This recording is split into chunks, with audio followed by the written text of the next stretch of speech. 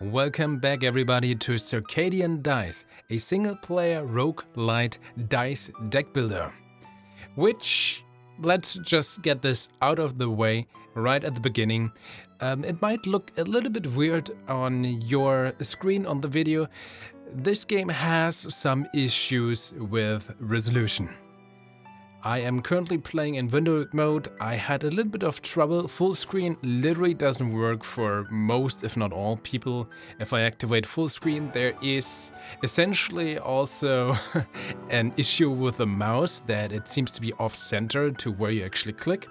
That is a little bit of an issue. Regardless, I'm currently playing in windowed mode.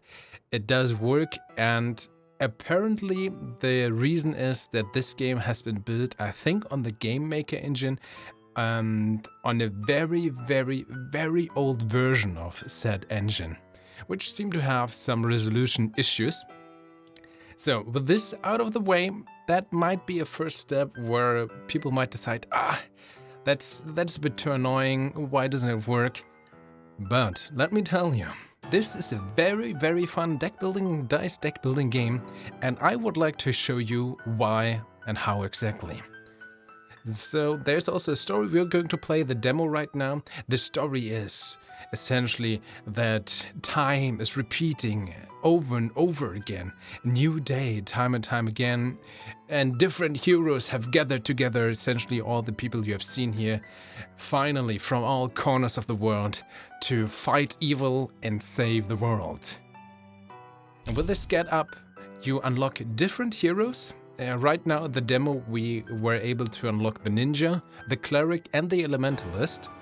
You also are able to unlock different relics. You are able to unlock a bunch of upgrades for your different dice. Again, it's a dice deck building game, and the cool mechanic of this is that you gain more dice by upgrading heroes or by leveling them up. While leveling up, you also can choose between different abilities this hero gets, but also, and that's the coolest thing in my opinion, through a shop you can customize the different faces of your dice. That allows a very interesting style and a lot of variety if it comes to different builds. Like even with a ninja, I could go and focus a lot of so-called blood crystals. What those are, I'm gonna show you once we start the game, which are heavily emphasized with the elementalist as well. But through leveling up, I might somehow only get cleric abilities, so I have to, on the fly, repurpose my build. So somehow, for example, I get the shield bash and holy light ability with the ninjas through leveling up, and those kind of correspond, for example, with shields and white crystals. Okay, so I'm gonna customize my dice with the white crystals. You can capture monsters, you can shine dice together, and you can also like infuse them with other so-called red crystals. There's a lot of customizations. I really like this. The progression is a little bit intuitive, maybe. The reason is that you essentially upgrade the different aspects of the game by gaining certain stars per level, so to speak. You can see with the first level, the first real level, this is the tutorial with the bandit raid. I managed so far to unlock 13 out of 50 stars, and you unlock those by playing the different classes. And as you can see, you can gain up to 5 stars per class. And these are tied to essentially points. Every time you level up, you gain different choices, for example, that you can also gain. You remove some fear. That is also an interesting mechanic that I'm going to show you. You could also just gain more health, regain health, gain extra mana, another ability, or just recharging your abilities. Or you always have the choice to essentially gain a multiplier to your points. And you want these points to unlock more stuff to get a higher star rating. So there's kind of a trade-off, but I'm gonna get into this a little bit more at the end of the video, at the summary. For now, let's go with the vampire nest. I would like to play the elementalist. I also like that the game essentially gives you the option to suggest relics with this class. So these are the ones I have currently unlocked. They also differ a bit per level, at least the amount. For example, at Bandit Raid, I can only take one relic with me. At Vampire Nest, it's 2 already. I'm gonna go with the suggested one. For example, this is the Goat's King's Eye. Actually, no. Let's see. Does it customize it a bit? Yeah. Because I actually wanted to have this. The Tome of Wisdom. All abilities have 50% more charges. Round it up. Trust me, with the Elementalist, I really like this. That's a very strong combo. And this is new, it seems. The Goat King's Eye. If you have your maximum amount of red gems at the end of a turn, deal 1 piercing damage to the enemy at the center slot. Start with the ability Blood Ritual.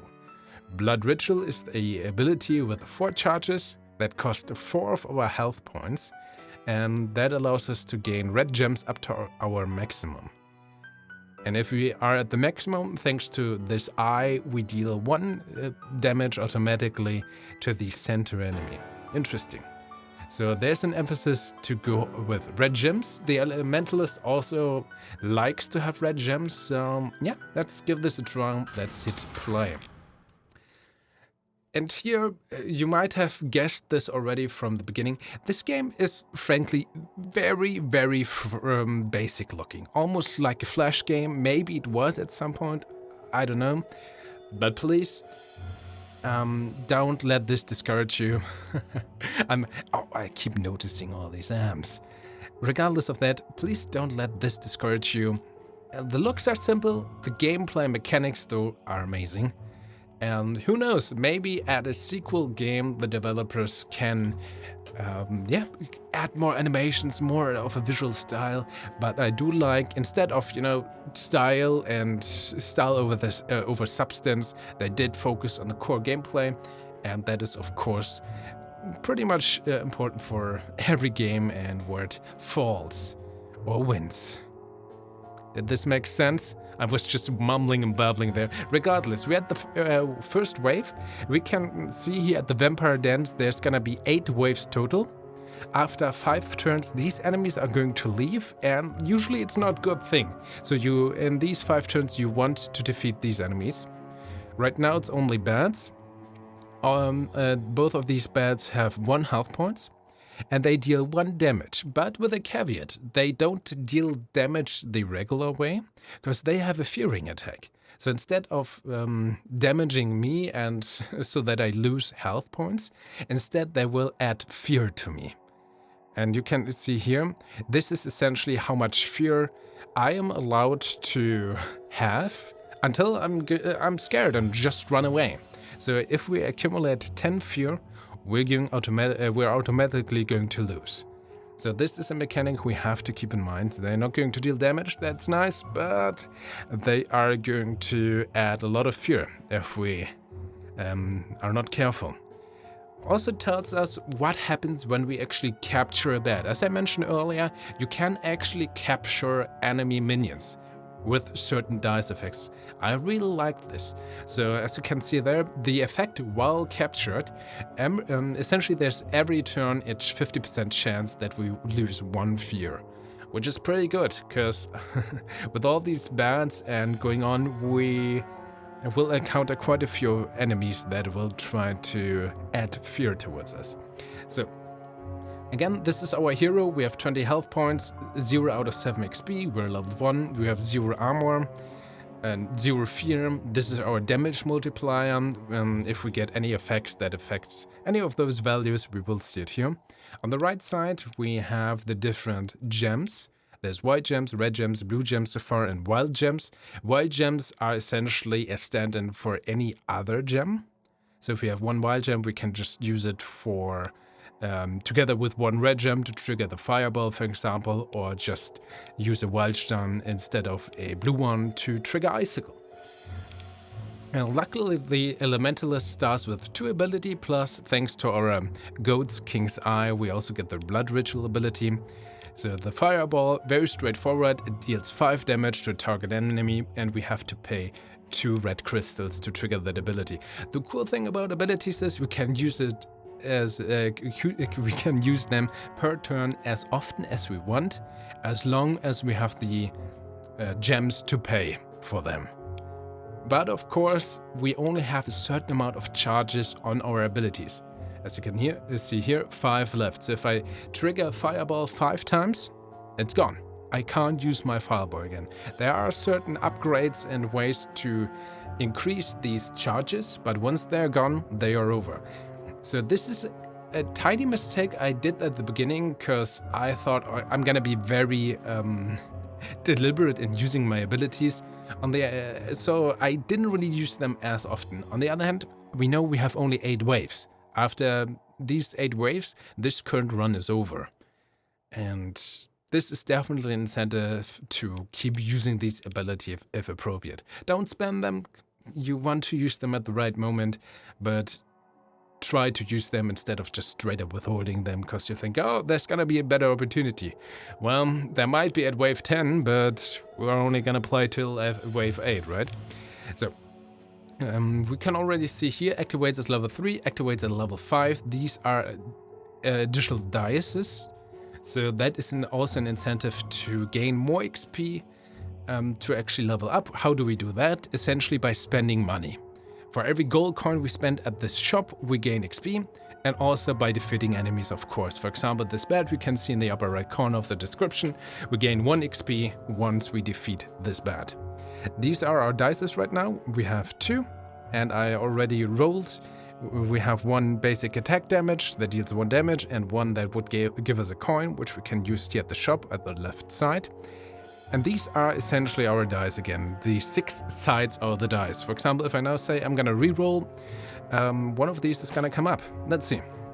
Okay, 1 gold coin and 1 magic attack.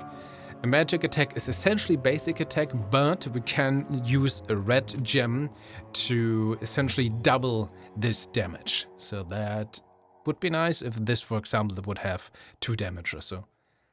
Or it's also interesting because the icicle ability that our elementalist has deals 1 piercing damage and then freezes an enemy for 2 turns, which is very strong.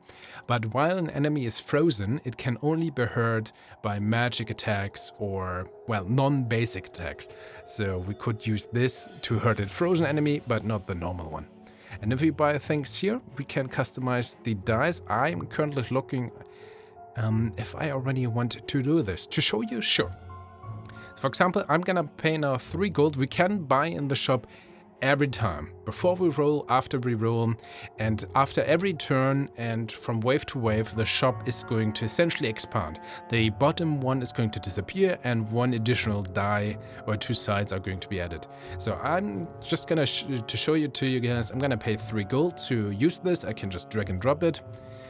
And I can also turn it around. So that is a very cool way to customize the dice. I can just use space, and I could, example, just straight up switch it out and have these 2 faces be for the dice. I think so to just have a small upgrade, I'm gonna do it like this. So instead of 2 hearts on that side, we're gonna have 3 hearts, which are going to heal us, of course. And then instead of doing 1 piercing attack, there we go. This side gives us instead of 1 basic attack, this side now gives us 1 piercing attacks, which ignores armor, and gives us also 1 armor. And this is also a cool ability. This is a chained dice face, so to speak. So, as it says there, chain resources and attack on this phase are multiplied by the number of chains on all currently rolled phases. So, for example, if I would now roll this and for example, just this gold coin as well, but this gold coin would also have a chain symbol. They would be chained together, and both of those would essentially be doubled. So that is a very good way to increase your overall combat efficiency. I think overall I'm just gonna keep this. Gaining 1 gold is essentially 1 XP on the long run, and I'm just gonna use my normal attack to hit this enemy. I could now spend an icicle to already defeat this enemy. And frankly, I think I'm gonna do this. Yeah, sure, yeah. 1 damage. I don't care to freeze you, I just want to end you. There we go. Now we are at the next wave point, so to speak, and now we have the choice, as I mentioned earlier. I could now gain 2 white crystals and a blue crystals. or 6 additional charges for my blood ritual, or I'm gonna take more points. Again, points aren't really that efficient to make us stronger in this current run, but it is required if we want to unlock more stuff overall. Again, there's a little bit to say that I have to say at the end of this video in regards to this, but for now, let's just move on. We get a wild gem and a magic attack. The question is, am I fine with that? Yes, I'm gonna keep this. So we have a wild gem. I could now use this for the icicle instead of the blue gem, for example. I'm just gonna end this guy. Oh, also some enemies are going to drop chests, which also give us, for example, extra abilities or recharge some of our abilities, or there's gold, and so we can open them with keys, or we can just destroy them. The caveat with the chests is though that as long as the enemies are there, we can open the chest. If we defeat all enemies first, we immediately go to the next wave and we can't open the chest anymore. That is kind of mean, but I guess that's important because of balancing reasons. So we want to open this chest before we defeat these enemies. And I'm going to wonder, so he's gonna lifesteal at 1 damage. I still don't want to have fear, I think. 1 fear is fine, 1 damage is fine. I could use our abilities. I could also do the blood ritual, which would deal 1 piercing damage to the vampire bat immediately. But I think I'm just gonna skip the turn for now. So 1 damage, 1 fear, that is fine so far. This would give us 2 red gems, 1 piercing attack, 1 armor. I think I'm gonna keep this, yes. So more gems, that's nice. The good thing is, armor is always literally a little bit different in comparison to different roguelike games, where like it's 1 armor per damage you take, but essentially right now 1 armor is the damage threshold the enemies need to overcome. So they both only deal 1 damage. So it's not gonna be this one is gonna deal 1 damage, then my armor is 0, and the next enemy who deals 1 damage is gonna, well, deal 1 damage. They still both, or all the enemies, in this case these 2, both need to overcome this 1 armor.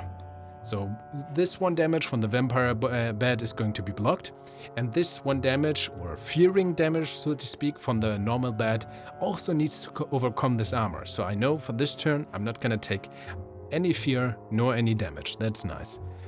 So we're going to use this die. Unfortunately, it's not chained, but this is a piercing attack, which we can use here, and also gain the armor, which already has been added. And there was a charge for a fireball in there, and we also gained the smoke bomb ability, which usually is an ability from the ninja. The ninja starts with this.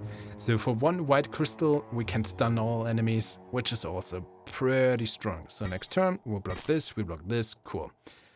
We are currently at 6 out of 7 XP. We could gain a blue crystal, health. Now I'm gonna reroll. Again, piercing, armor, and the crystal, sure. Gonna end this bed for now. Choose an ability, thanks to our level up. 5 charges to fireball, pretty strong, or frostburn. So frostburn costs 1 blue crystal. Deal piercing damage equal to the number of red gems you have to target enemy. That enemy gets frozen 1. Thanks to our blood ritual, this might be an incentive, and we also have it here on our dice, so we would pretty much always have a lot of red die. So frozen 1 and a bunch of damage. So this could deal up to 5 damage, or we just take 5 charges straight up for the fireball, and the fireball always deals 5 damage as well. So Frostborn would combo essentially with our Goat King's Eye, which both of those would tell us, okay, how about we actually save our red gems to use this ability, to always trigger the Goat King's Eye, or to use the Frostburn. You want to show? I think 5 charges of Fireball is fair and strong enough. But just for fun, let's take the Frostburn. Let's see if we can make this work. For now, I have 1 armor. I'm gonna block this. We have 2 turns left to destroy this vampire bat. For now, I'm gonna take this. Armor, we can block this. I'm gonna deal the damage. It will probably not regain the life due to its lifesteal, because it can't overcome my armor. And we have this, a trap die. So we could, for example, try to trap the vampire bat. When we capture it, we have a 50% chance to gain 1 health each turn. Pretty decent. I'm gonna get this. This is also on sale. So yeah, capturing enemies is a very cool mechanic. We essentially have a certain chance to capture them, and if we capture an enemy, it's over here being highlighted, and the face of the capture trap, so to speak, disappears. So suddenly we have a pure empty face on our die. So that's the trade-off. We probably get a good ability thanks to the monster we capture, but that is also an incentive to then replace that empty face on our die. Yeah, let's actually get this. Can just trade this up. This is an upgrade to the 2 red gems, and I would say 1 basic attack is not as good as capturing something. There we go. I could also use my abilities already to just end this monster, but we have 1 turn left, so that's fine. We might get some gold or other resources. I want to get this already? Sure. With your current chain count, we can deal 1 damage. And sure, let's just use the icicle, end the turn, we got it, gain more points. We already know here, thanks to the symbol, that the vampire bat, this one in the middle, is going to drop a chest. We are at full blood gems and full things, so I'm gonna reroll. Ooh, a wild gem and a basic attack. Sure. On the other hand, we have so much damage. We kind of like better faces here. I actually think I want to try to roll for more gold. Just 1 gold, but it's always important to get this early on so that we can upgrade our dice as fast as possible. And just because I have it, I think I want to use Frostburn, at least on this one. They're gonna deal 3 damage to me, that's fine. Sure, Frostburn. So 5 damage and Frozen, more than enough. I could use the fireball, we can just deal damage, but they will lifesteal back, it's fine. So now, thanks to our goat, King's Eye, he still took 1 damage, that's nice. Yeah, sure, I'm gonna keep this, I could charge this up, but it's fine, we're gonna use the attacks. And sure, fireball open the treasure chest, why not? Gain some stuff, also some gold. We could try, this is a block and a gold and a capture thingy. Ooh, 2 gold would be nice as well. But I like to capture enemies. I wonder what is the best way here right now. Armor is nice to have, but we have so many abilities to freeze and stun. I'm gonna take this. So let's go with this, 3 XP as well. Again, as I mentioned earlier, if the amount you spend in the shop is also being added straight 1-to-1 as XP. And we want to get to level 3 as early as possible, because this is going to unlock an additional die. There we go, 1 damage, it's fine, but I would like to end this now. 1 wild die, 1 gold, sure. Just fireball. Frostburn, fireball. There we go. Next turn. We are, of course, an elementalist, so there's an incentive to just use our abilities, because we have so many. And of course, thanks to the Tome of Wisdom, they are also increased by at least 50%. So 2 damage, I think this is fine enough. I'm going to keep this. So this is the lead enemy, the Bat King. Attack equals our current fear amount. The first time I faced the Bat King, he had, I think, 6 attack. So that was kind of scary. And he adds 1 fear each turn, which would also in turn increase his attack. And of course, for every head of these bats, his attack would also increase because they keep adding fear to us. We can just end some, there we go, some bats. Level 3, an additional die, that is always nice. So we could just smoke bomb and stun them all, but we can also just, of course, fireball the Bat King for now. And 2 fear overall, I think, is fine, because it's not damage. And this is what I was actually hoping for. I'm gonna keep this to gold. I would like to trap one of these bats in the dice. 90% chance, perfect. So now it's trapped here. The trap is gone, so we have an empty face on this die. But we have the bad ability, which gives us a 50% per turn to lose 1 fear, which I think is pretty powerful. So we can kind of counter already this. And there's also sometimes on these die we can buy on the ship, there's like a fang symbol. And a fang symbol just normally deals 1 damage, but if we have a captured creature, it's also going to essentially trigger its attack effect. The bat right now has only attack of 1, but there's also creatures we can capture that have an attack of 3 or 2 and lifesteal. So fangs are also a pretty good thing if we have captured creatures to have. So let's do with a new turn. I rolled the empty face. We could gain a key.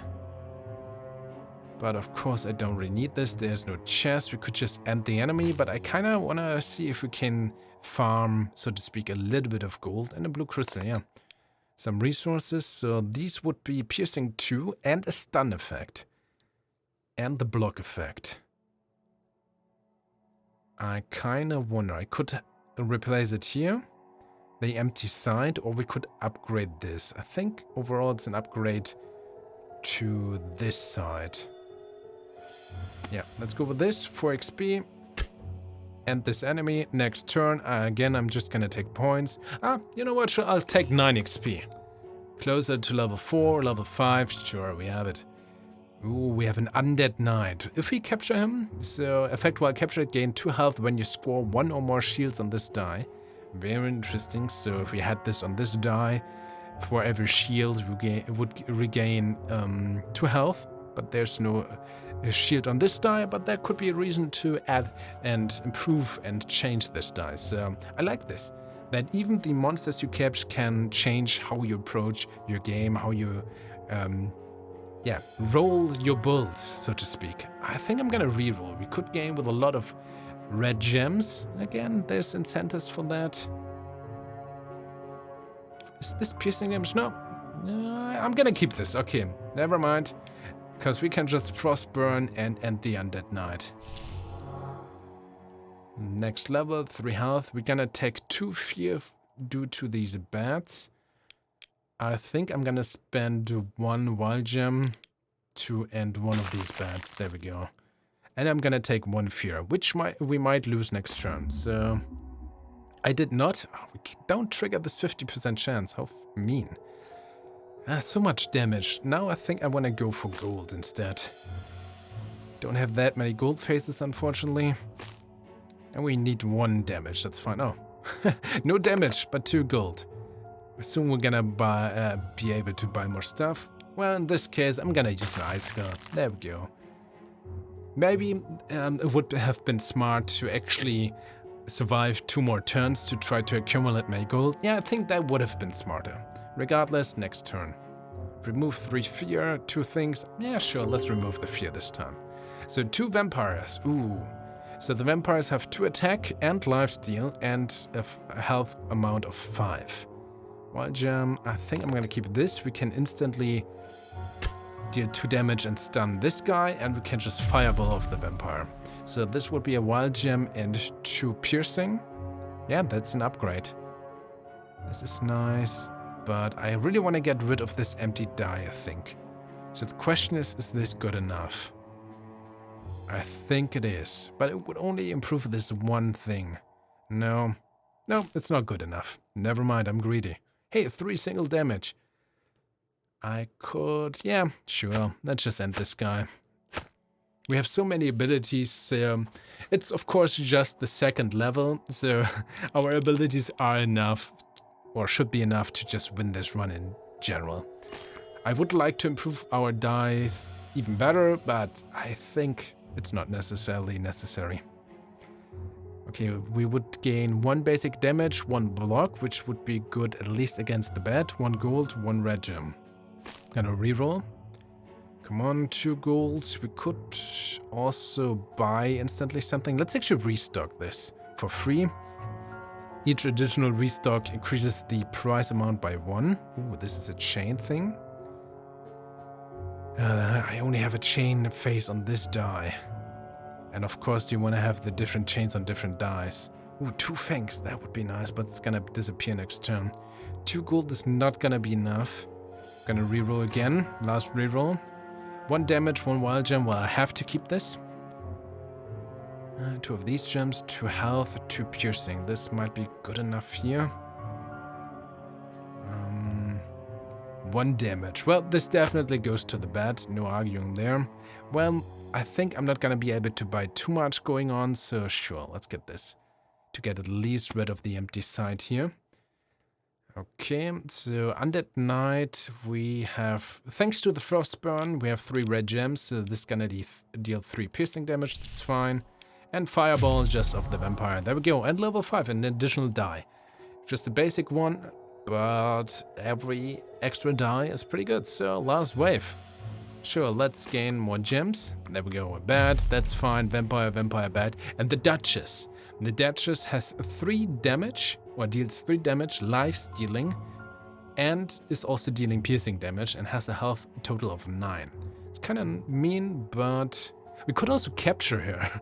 Interesting, but of course, and right now it's only 10% chance. That always depends.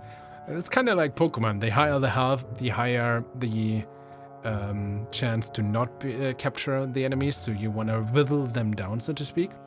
But interesting that you could also capture like elite enemies like this. So the effect would be attacks on this die are piercing and have lifesteal on the entire die. That's actually pretty strong. But so, of course, this is the last run. We just have to win this and look at all our abilities. Let's see. 1 gold, don't need this. Let's reroll. Maybe get the capture. 3 health. More red gems. This is actually fun. I'll take this. Let's see. 5 red gems, so I can Frostburn off the Vampire immediately. Then we can just Fireball off this Vampire. Unfortunately, this was our last Fireball charge. But we can also... Got so many options. Icicle, we could freeze the Duchess. We can also just deal 1 damage here. We definitely want to do this, so thanks to that die we just dealt 2 piercing damage and managed to stun her, and sure, 2 magic damage to this. This is fine. We could now use Blood Ritual to fill our red gems. You know what, sure, let's do this. Urgh. Took some damage.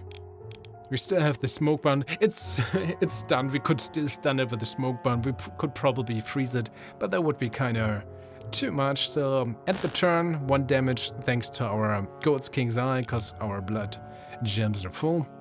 Let's see, 1 damage, 1 damage, 2 damage. Is this enough? We could charge this up. It should be, right? Charge this, 4 damage. There we go. 1 damage here, 1 here. And we did it. But of course, this is only level 2. And the additional levels have longer waves, have more waves, have stronger enemies. There's the Infested Sewers so far, which I haven't even tried. I think the Forgotten Island went with 10 waves, and of course also many different enemies. For example, they have a slow effect or have an overpower effect, which deals 3 extra damage if you have no shield. So with these enemies, you're incentivized to kind of go with shield phases on your dice. I also like this enemy. Wait a second. The Rex, which has the roaming ability, so when he deals damage, he essentially disappears into the next wave. I like this, because I managed to fireball him and then he appeared in the next 2 waves with always 1 health points, because I wasn't able to finish him off. And of course, you can only see which enemies are on this wave once you at least beaten it once. So I haven't tried the Infested Sewers, so I don't know which enemies there are yet. We could go and say Ninja and go with different relics. The Ninja has different abilities. He kind of likes to go for chained things. As I mentioned earlier, the Cleric likes to go for white crystals and healing and shields. So he's more defensive. The Ninja goes with combos. The Elementalist, as we just saw, likes to have a lot of gems and a lot of abilities to spam fireballs and such. But if we had a bit more luck on that side, or RNG, so to speak, we could have gotten more with monsters or also chain things. I do like that you have to kind of incentivize or improvise on the fly with what you just get, which is fun. So there's a lot of variety. And I think I could show you the games far, right, guys? Please tell me down in the comments what you think, but it's not quite over yet. So a little bit of critique is, I like, of course, that you are incentivized to unlock more stuff it's not random, it's not straight up XP at the point, so you have to make a trade-off to get these stars to unlock more. As you can tell, I currently have 29 out of 705 stars in total. There's gonna be hard mode, there's so much more content. But I think it's actually just the phrasing that you have to do points, to accumulate points to unlock more upgrades. I feel that this might be a bit misleading because it seems to be that it always has this aftertaste or this bytaste that you just try to go for a high score. Instead of the most efficient run, you're instead going for the high score, which is not quite true. I see what they are going for with these stars, and it's interesting that you have to make a trade-off. On the other hand, you also want to do the most optimized run, but if you do that, you can't get enough stars. So it's always, I can see why it might feel a bit discouraging to some people that you have to make this choice, that you are not really rewarded to go actually beat a run itself the most efficient way, because you can't. First, you have most often not, or than not, you have to choose the points. So that might be a bit of a gripe for some people, I think. And of course, it's the look overall. It looks very basic. It works. I still like. They could have just gone with the cards that the snake symbol would be in the middle. I like that they added some things like the snake hat, or with the bears it was the same. It still goes over the frame of the card itself. So there is some thought after that. There is some visual improvement. I like this. Of course, again, it's basic, but it works. The resolution is a different thing. That's kind of annoying that doesn't quite work, but it seems that the developers are aware of that. But yeah, it's an engine limitation.